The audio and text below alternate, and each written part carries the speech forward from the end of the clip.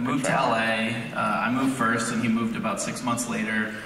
And we were making things. We've always been making things, and he was learning After Effects, and I had always been doing comics and you know, flip books and stuff. And then he was just like, "Why don't we try to do a cartoon?" And our first cartoon was for a comedian named Bonnie McFarlane. She's New York based, and we did this whole video with her, and we animated like a little cartoon version of her, and that was like our very first thing. And then we were like, that worked out pretty well, and we're using After Effects to animate, which is, I don't know if anyone knows, but it's really tedious to use After Effects to do like cartoons.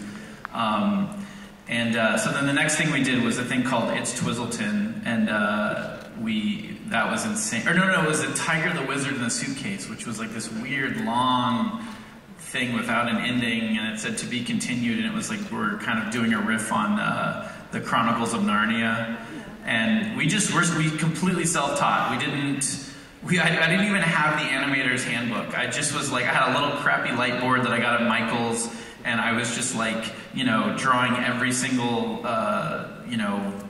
frame.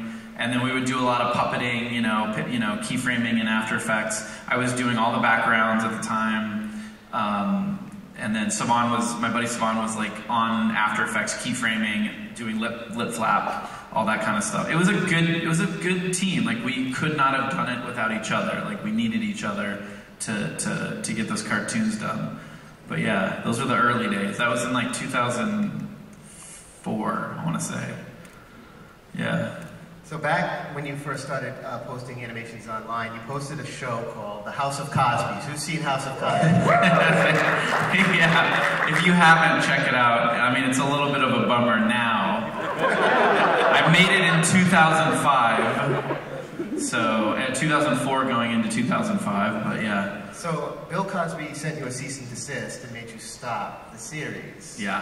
So now that he's in hot water, how do you feel about that work, looking back on it in light of these revelations? We had always wanted to finish that story. You know, I'd kind of planned out the arc. It was going to be 7 episodes. Each episode is about 5 minutes long. And the concept really quickly is that there's this guy who's such a huge Bill Cosby fan that he went to one of Bill Cosby's comedy shows, and then after the audience cleared out, he snuck up on stage with the magnifying glass and he found one of Bill Cosby's hairs, and then he built a cloning machine and he started cloning Bill Cosby's because he loved Cosby so much. And again, can't be more clear about this. This was in 2005. Okay, so yeah, but you know this was way before. This is back when, you know, it was Cliff Huxtable and, you know, all the good stuff. Each Cosby looked different, but they all looked like Bill Cosby. Yeah, it was a little bit of multiplicity, a little bit of Smurfs, because it was like they each had their own thing, or like Care Bears, I guess. And then, but yeah, multiplicity because each Cosby got worse. And then the main character was like, okay, I can't do this, because like, I think the first episode starts with like one that comes out and he's naked or something, and it's just like, okay, this is, and he likes to play with matches, and it's like, okay, this is not good. I need to just board up my basement, no more Cosbys. And then of course, one of the Cosbys breaks in and starts making more, and then the 10th one that comes out looks sort of like Geordie LaForge, you know, crossed with like a stormtrooper, and is very articulate and intelligent, and tells him that every 10th Cosby has superpowers. So you have to keep making these in-between Cosbys so that we can create an army of superheroes and save the world from, you know, I don't even know where I was going to go with it, but anyway, so yeah, it was like this insane idea, and I remember like writing that script in like 10 minutes, because I had the idea, I knew what it was, and we were going to do like a Brady Bunch thing, you know, because we knew the name House of Cosby's. It's such an absurd idea. All of our friends did Cosby impersonations, and we were like, well, we got to do this, and then it turned into that, you know, what I just pitched. It turned into this bizarre thing, but yeah, it's kind of a bummer now, because we're not, I mean, I'm not like, we can't go back and finish the story. It's like, so, you know, it's horrible. It's like, it's heartbreaking, actually. But yeah. Well, I'm a fan, so if you haven't watched House of Cosby's, go watch House of Cosby's. You owe it to yourselves to do that. Yeah, try to just disassociate yourself from, you know, all the horrible stuff that we now know, and bring yourself back to 2005 and watch it, and yeah. So, Rick and Morty, where do the ideas for individual episodes come from? All over the place. I mean, we're inspired by sci-fi, deep, like old school pulp sci-fi, like the old EC comics sometimes. I mean, we look everywhere. Movies, obviously, like modern pop culture, TV shows. I can cite one specific example of where a seed of an idea came from a Buffy episode, which I haven't even. Buffy is a show that's on my list. I'm like, but huge backlog of media that I need to consume. But one of our writers, Mike McMahon, was talking about how there was an episode of Buffy where a character just shows up, and everyone really loves this character, and the audience is sort of going, who is this character? We've never, I don't even know, I haven't seen this episode, I'm pitching it secondhand, but, and that sort of led way to the Parasite episode concept, which was like, oh, how cool would it be if, like, you did it the opposite, where it's like, you know, apparently on Buffy that character was like a good entity. We were like, well, what if you had parasites that just like made you think that you loved them and just got in your head and multiplied by doing flashbacks? And we thought that would be like a nice bottle episode, and it turned out to be one of the hardest episodes to animate of the whole season. We're like, oh, it takes place in the house. The whole episode takes place in the house. But then we realized, well, yeah, but with like 100 characters and like shootouts and like crazy action. Like Juan Leon's one of our directors, and he directed that episode, and like just his storyboards were like absolutely incredible. And when Bardell, the studio in Canada, got the boards or the animatic, they were just like, okay, we have to get on the phone immediately. This is going to be really, really hard to pull off. But we managed to do it somehow, like we always do. But yeah, anyways, yeah, sort of like inspiration comes from all over the place. And sometimes just weird stuff just in our heads that's like completely original. Yeah. That's my favorite episode, by the way. Anybody else? That's Total Recall. That's my favorite episode. That's a low-hanging fruit for favorite episodes, because it's a good one. It's an easy one to love. I love that episode. Yeah. So you also do the voices of both Rick and Morty and others. So what's your recording process? Do you talk to yourself in the well, okay. So what I tend to do is I'll run. If there's a scene with just Rick and Morty, I'll run it as scripted, and then I'll also do an improv pass, because I can talk to myself. So I'll be like, you know, Morty, come here. I gotta ask you for a favor. What is it this time, Rick? I need you to look. I have a shoebox, and inside the shoebox, I don't want you to look inside the shoebox, but I want you to take the shoebox and give it to Summer upstairs in her bedroom. But don't, please, if you look in the shoebox, you're gonna go blind. You'll go blind forever. Yeah, all right, whatever. Give me the shoebox.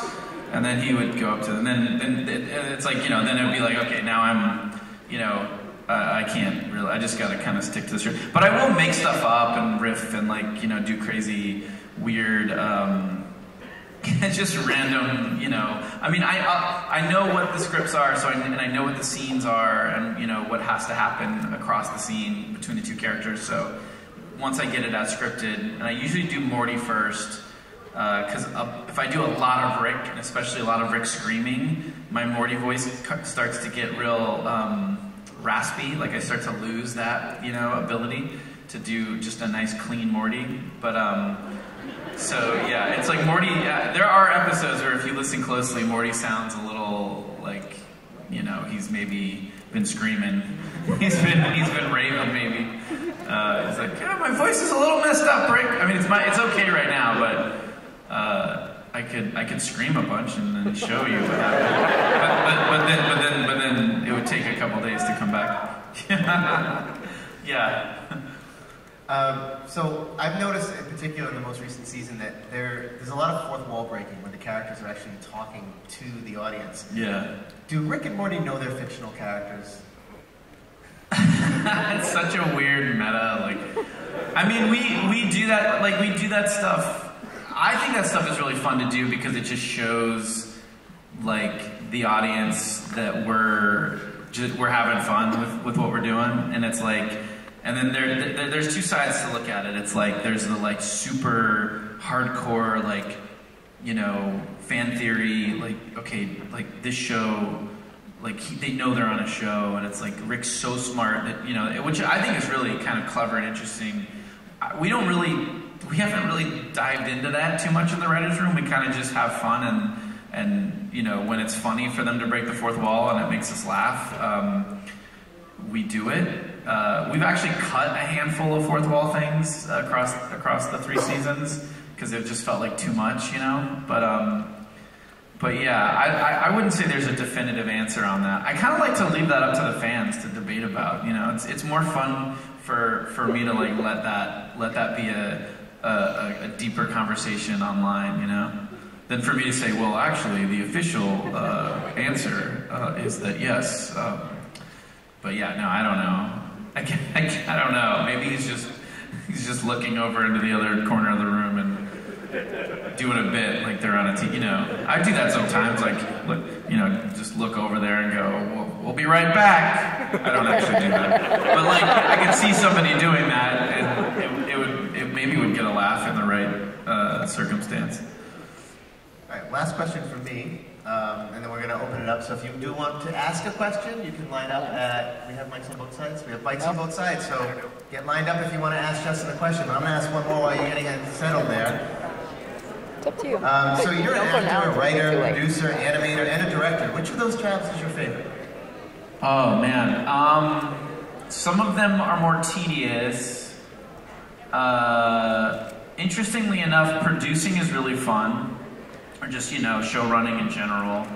I love sitting in the edit bay with Harmon, watching color, tweaking episodes.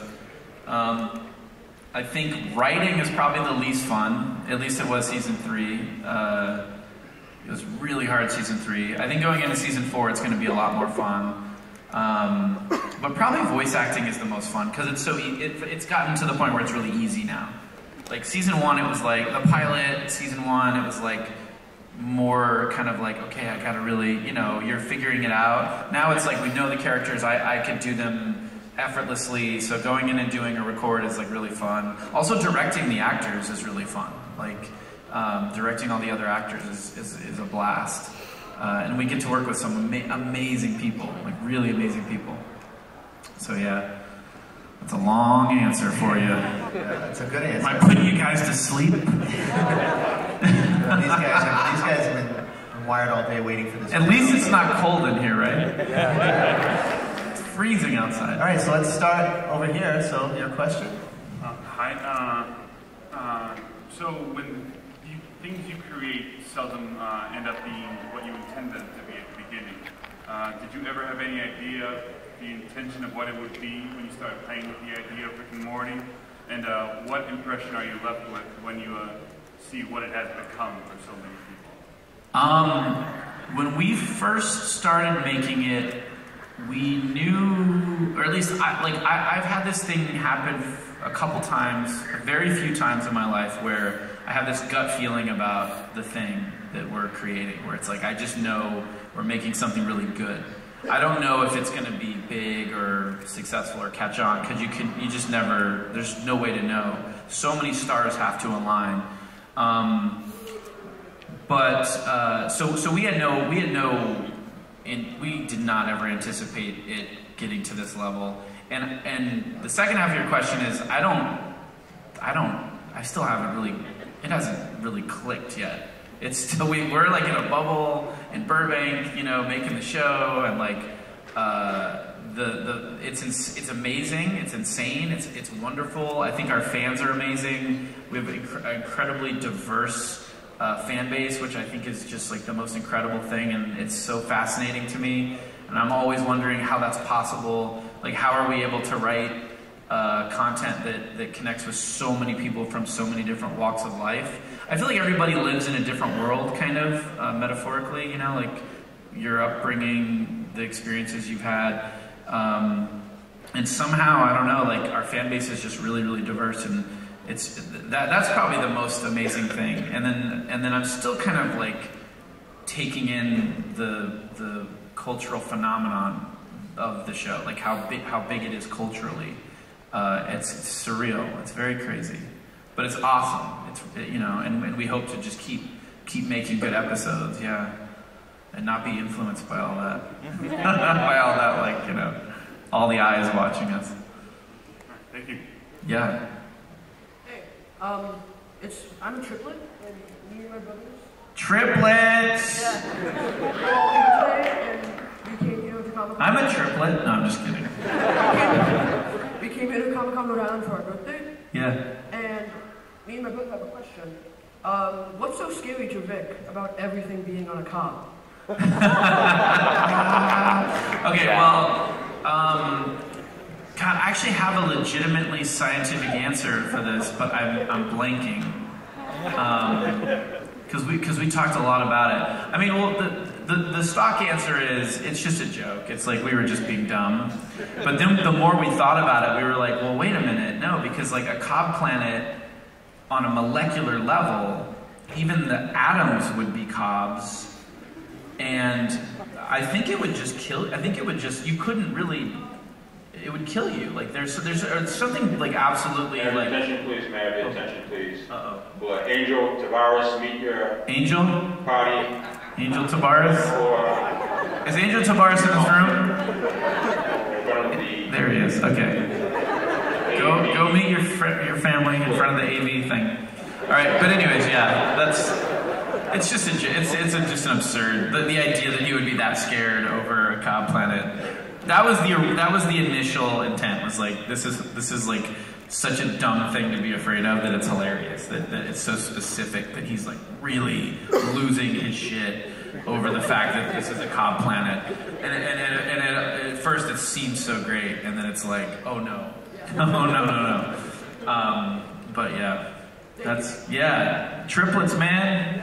I wish I had triplets. Did you say today's your birthday? Well, happy birthday, boys. Happy birthday, guys. All three of you. Also, how do we know that you're not clones? That's what I always wonder when I see twins and triplets. Triplets is crazy, though. That's a lot more rare. Yep. Hi, I've seen you pop into some online communities for Rick and Morty in the past, answering some questions. It's great. I'm sure you've read some crazy fan theories before. Have any of them influenced Andrew you? Tavares, If please not, meet your party. Andrew Tavares! if not, which one is your favorite?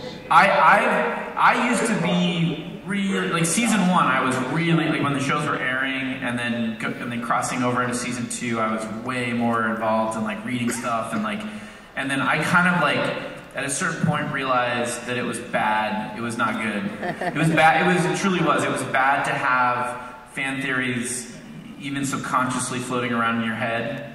I feel like the purest form of what we can do with the show is best left, like all that stuff left to the side and don't look at it and let the fans have their fun and like there's all kinds of amazing theories. Sometimes, I mean, way back when we were gonna do this crazy thing and then season like the first few episodes aired. And like, I think by episode 3, there was a fan theory that predicted the thing we were gonna do. And we thought no one would ever see this coming, this would blow people's minds. And then we were just like, okay, well number one, we're not doing that anymore. Which maybe would have been awesome, I don't know, but we're not doing it. Because, 3 episodes in, somebody already fan theoried it. And then yeah, I was like, just no more fan theories. We gotta let's just focus and stay in our little bubble and do our thing. But yeah, I've found that I've been less my presence online is more just through my Twitter, and then I've started to get into Instagram. I put that off for a really long time, and now I'm kind of like I've learned it. But yeah, way less on Reddit these days, and if there's any other, there was like a Not Justin Roiland YouTube account that people thought was me, that wasn't me. And there's a not Dan Harmon YouTube account. That's definitely not Dan Harmon. There's all these like false. There was like a Tumblr account that was not me. So yeah, the only thing I really use is Twitter and Instagram now. But Thank you. yeah. Hi. Hi. I just want to start by saying that you're like one of the smartest, most creative, most attractive people on this planet. What? All right, take it easy. I mean, I'll dispute a few of those, but yeah. Okay, so what is your favorite thing that had to be cut from the show? Oh my God.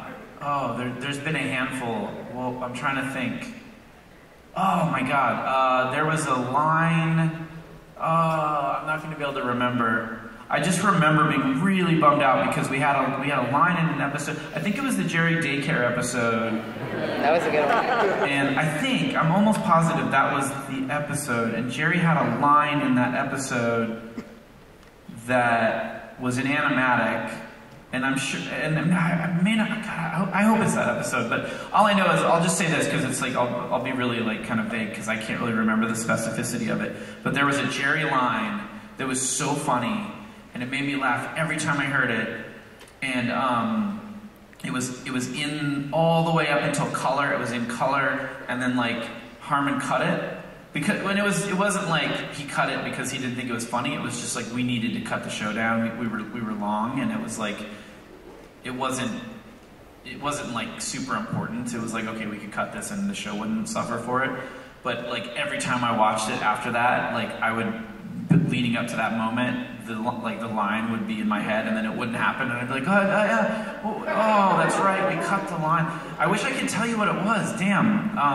But that's happened a few times. I feel like I'm bumming you out because it's like I'm giving you these really these vague. I'm telling you more about how my feelings work when things get cut.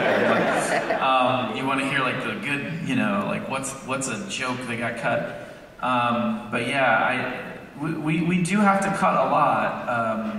But usually when we get to color, things are a bit tight. I can tell you a flip, something that almost got cut, but I fought for it.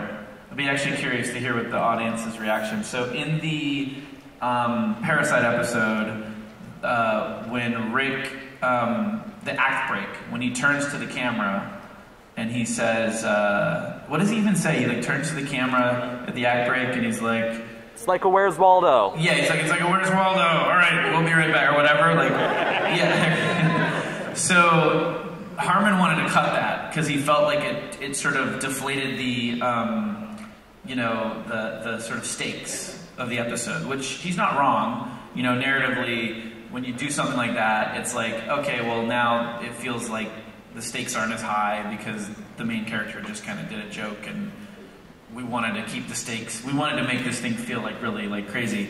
But I was like, dude, come on, you're overthinking it. It's just a joke. And so I fought with him about it, and not like, we don't fight. We just, we go back and forth and debate. And he let me have it and keep it in. What do you think? Mistake? No, really? Okay. I mean, it's okay if you. I think like that's the beauty is it's like Dan and I. By the way, the genius comment, like Dan's a genius. Like he is a. I mean, maybe in our own ways, but like Dan is a legitimate like genius. Like he's actually genius level, intimidatingly so. I think I'm more Jim Henson-y kind of. So maybe on that level, on that side of the scale. But if you sat Dan down in front of a computer, he could write like he could write a paragraph that would make you cry. Like if you said, Dan, write something to make me feel moved, he could do it in like 10 minutes and it would actually like make you cry. Like he's that good. Like he's insane. But anyway, so. Yeah, I guess I'm just rambling now. Thank you. So, do you think you'll ever show up on Harmon Quest one of these days? Yeah, I would like that actually. I want to get into D&D. I can't find a dungeon master. I'm sure the 20 hands will go up. But I would love to do just a weekly, game and and just kind of have it keep going. But yeah, I definitely would love to go on it. But I think he's got like, I feel like Harmon and Spencer have like, they get like really good guests on that show. They get like, I mean, I'm not up to the, I'm not like, you know, Alice. I disagree. I think you'd be amazing. I mean, I would have fun. I definitely would have fun. I'd probably drink a couple of drinks, and I just want to like do all the stuff that you know, I'd want to do dumb stuff. Can I burn this house down? And then Spencer would be like, all right, you have to roll a dexterity, a blah, blah, blah, if you want to, you know, I don't know. I would just piss everyone off. But I would like to do it, yeah. We'll see. Question? Hi, my name is Patrick. I'm actually one of the... And, that's insane. And I just want to say, like, I'm really proud of... It's so good that seeing, like, in season 3 that all the characters are developing, especially Morty. I think he's improving very well, though he hasn't... I think he's starting to have a healthy relationship with Summer. Yeah. His dad, and he even stood up to Rick and Beth. Yep. And hopefully, like, he finally got his first official friend is Jessica, though.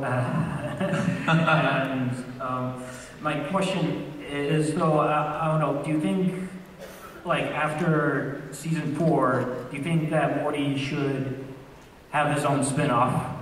Oh, well, we've talked a lot about different weird spin-offs. You know, there's, you know, we live in or the show lives in a infinite multiverse, right? And, I mean, well, we say infinite, there is sort of rules to that. It's not actually infinite. I guess it is. There's a whole, what's it called? Yeah, well, the finite curve, but even that, there's a paradox with infinite realities. There's a whole crazy paradox. But it's like time travel paradox stuff. But we don't worry about it. It's like whatever. But yeah, we've had a lot of discussions about like spin-offs of a way looser, like kind of tonally different Rick and Morty show that's quarter hour or potentially half hour, but probably quarter hour. That's called Morty and Rick, and the Morty is the tough, like, you know, he's the tough one, and Rick's kind of the, you know, pushover, and they live on an asteroid, kind of like the asteroid that Jerry went to for the Jerry daycare, sort of this kind of big bustling kind of inner city asteroid, and they portal into the Citadel and work jobs there, and like, it's a very different show, because it's like kind of, you know, it's more of a buddy show, and then the Morty is like, you know, he's like tough, he's like, all right, come on, Rick, we gotta go. Right now, move it. Come on, Rick, get your shit together, we gotta go. Come on, we gotta hurry up. And then Rick's like, all right, okay, I'm sorry, all right, I'm just trying to put my shoes on. Yeah, well, put your shoes on the way to the thing we're doing. You know, it's like, that's the relationship. It's like totally different dynamic. But I mean, who knows? I mean, we've talked about so many different weird ways to spin the show off, but it's like, and you know, and just like put a different creative team and like, you know, a different tone. But I don't know how that would be received, honestly. I was thinking more like Morty being a worthless bastard, and he's trying to impress Jessica and he finds all the technology all around town. I mean, there's so many. I mean, we even did the backdoor pilot this season with the Citadel of RICC, you know, or you know, episode, the Tales from the Citadel. We've been talking forever about like how that could be a Deep Space Nine style spin-off show. There's so much going on in that place. Again, it would be a totally different show, and there's so many kind of spin-off things we could do. Because yeah, there's a version of a Morty who's out there in a different reality. I think we saw a glimpse of him in the Gunk Morty, the toxic. I can't remember what that episode's called, but you know, relaxation. Yeah, and that episode kind of showed us a glimpse of what sort of a sociopathic kind of, you know, get all of Morty's anxiety and nerves sucked out of him, and he kind of he gets a bit scary, and I would imagine that there's a reality where maybe that Morty got a portal gun and boned out and could be out there doing God knows what instead of just going to the stock market and becoming a Wolf of Wall Street. And maybe solving a serial killer. That's actually my idea of the spin-off. Yeah. I mean, these are all things we've talked about, but There's only so much time. Thank you so much. Yeah, absolutely. I have 2 questions. Yeah. What do you think about people rioting to get the Szechuan sauce? Okay, good question. I definitely felt a sense of shame. I felt kind of bummed out because I was like, you know, I'm thinking about these McDonald's employees who, now listen, there's 2 ways to look at it because I've heard stories of McDonald's employees like, you know, there was no order. First of all, there was no like, you know, from the higher ups, there was no like, you know, okay guys, we're gonna do this, let's be organized, you know, there's none of that. There was no real communication. There were like 17 sauce packets at very specific locations, and that wasn't communicated. It's like long ass lines of people waiting for hours. Somebody could have come out or should have come out and said, hey, I just want to let everyone know we only have 17 packets of this.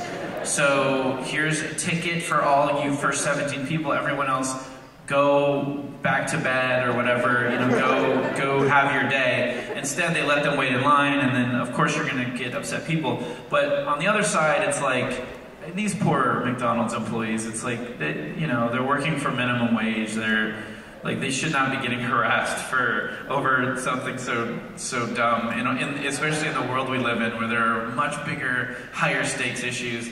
So I don't know, the whole thing was kind of insane. And we had nothing to do with it, by the way. That's the other thing. It was sort of just, McDonald's kind of saw this as like a, you know, I mean, we wrote the joke in the episode, so, you know, fair enough, but like, they took it and ran with it, you know?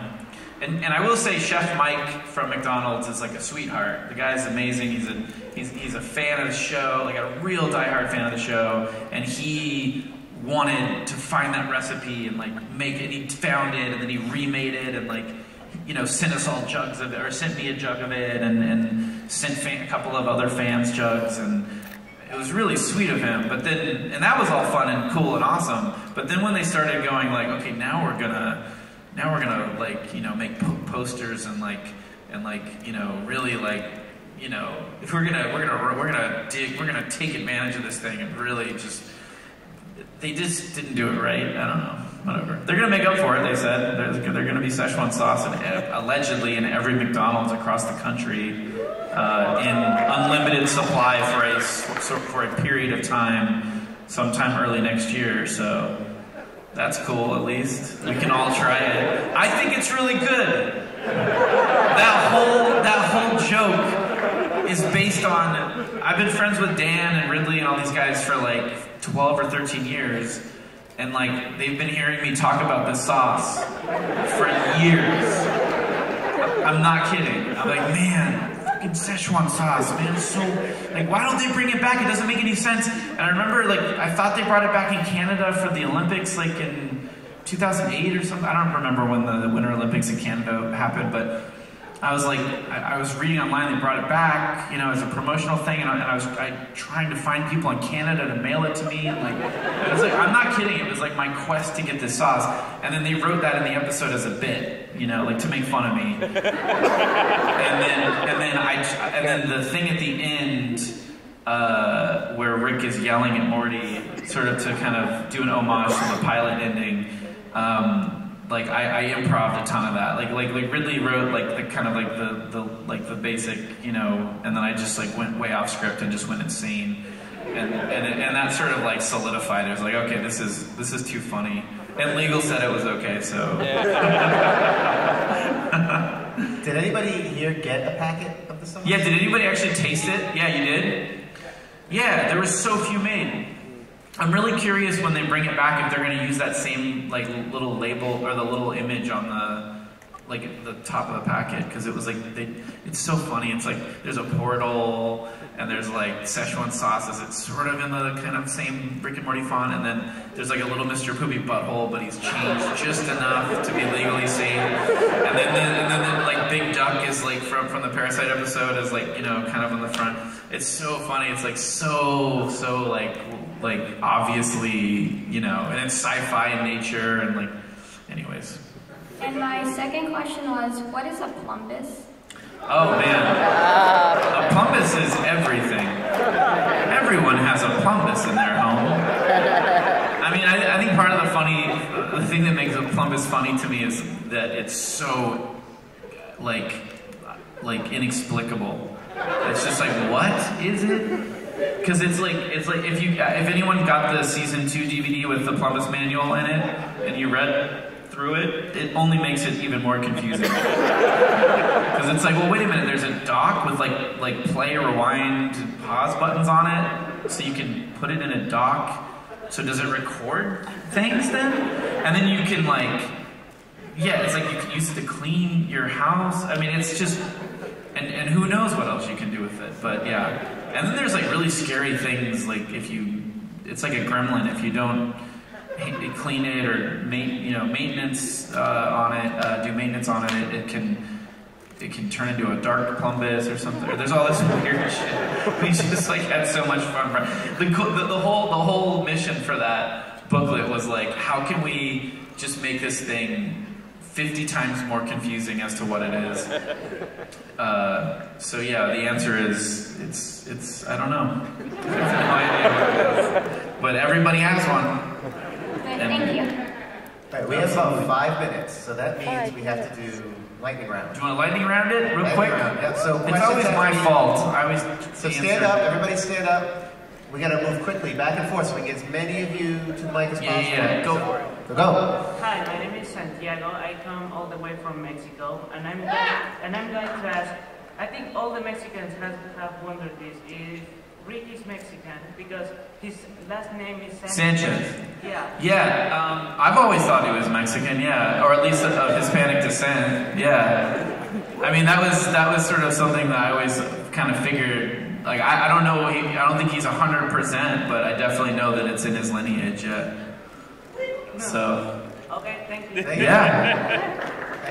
All right, really quick, can you just say, I turn myself into a pickle Morty, I'm Pickle Rick. Turn myself into a pickle Morty. I'm Pickle Rick! Thank you so much. My favorite line, though, is when he's like, Morty, can you just turn me over so we're making eye contact? And I at the record, I laughed every time. And it took me like 20 takes to get that line before I did it without laughing. Because I was visualizing that moment, and it was just so funny to me. Awesome, thank you. So in the season finale of season 3, they are playing Minecraft, and Rick makes a comment, was this game made for autistic people? Yeah. Because I'm loving it. Yes. So does that mean Rick is on the autism spectrum? Yes. And, Yeah. And was this had any part with the more toxic fan base using it as derogative? No. He's on the spectrum. Rick is 100%. Well, your decision to make him something.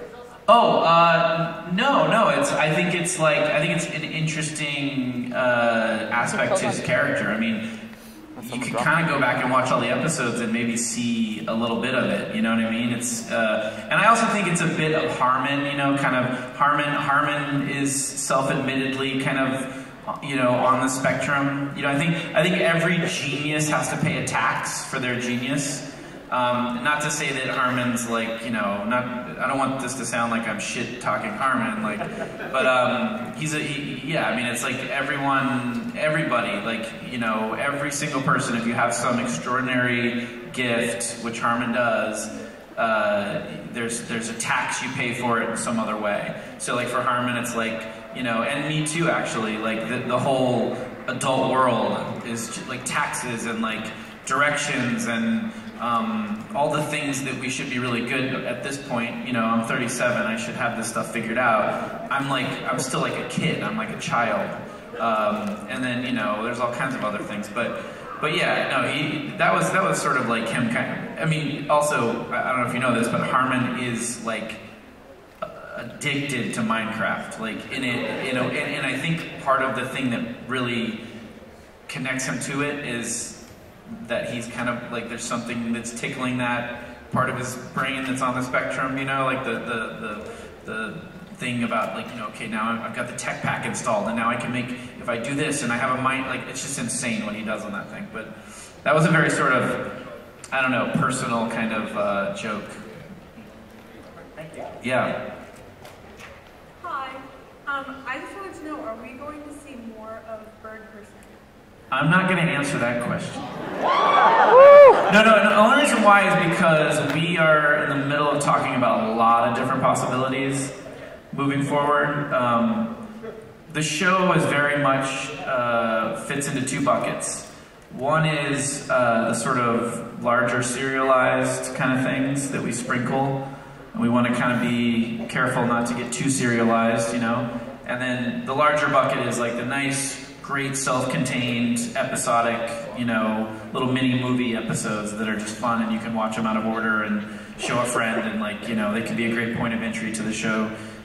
You don't have to, it's not Breaking Bad where it's like you can't just jump into season 4, episode 5 and go, yeah, I get it.